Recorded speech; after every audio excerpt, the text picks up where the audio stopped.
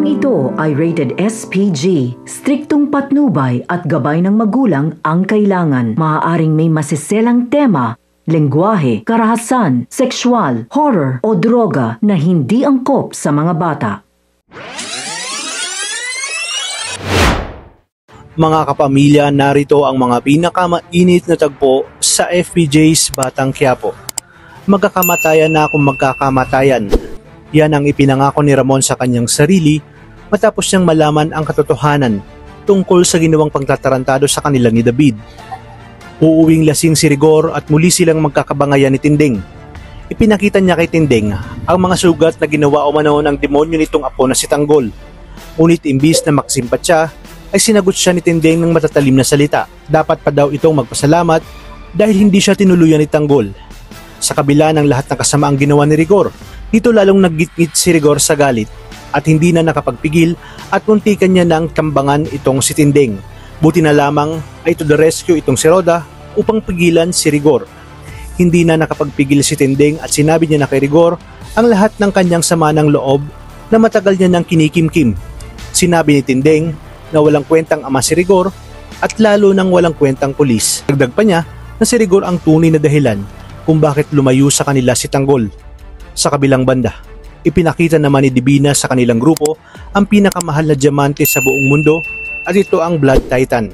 Sinabi ni Madonna na ngayong nasa kanila na ang Blood of Titans at Star of Venus ay mayamang-mayaman na ang grupo nila.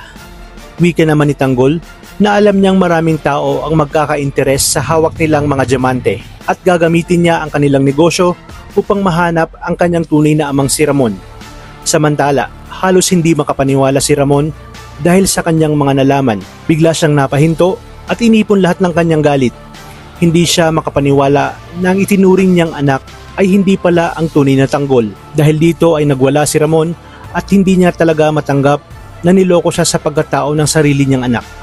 Wala siyang ibang gustong mangyari kundi makapaghiganti kay David.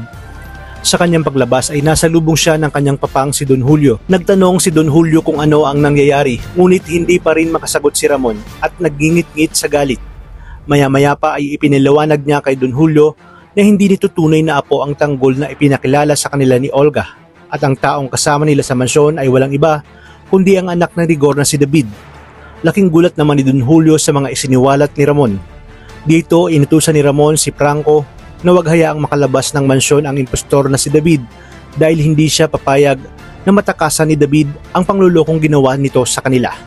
Habang nagtatago si David ay agad nang kumilos ang mga tauhan ni Ramon hanggang sa maabutan siya ng isa sa mga tauhan nito. Dito agad na nakagawa ng paraan si David upang makalabas at takasan si Ramon. Ngunit hindi ito hahayaang mangyari ni Ramon at susundan niya ito sa San Dimas at walang humpay niya itong pahihirapan hanggang sa magmakaawa na nga lang daw itong si David na tapusin na ang kanyang buhay. Dito na lalabas si Rigor sa eksena at dito magsisimula ang matinding bangayan at pakbakan sa mga susunod na episode.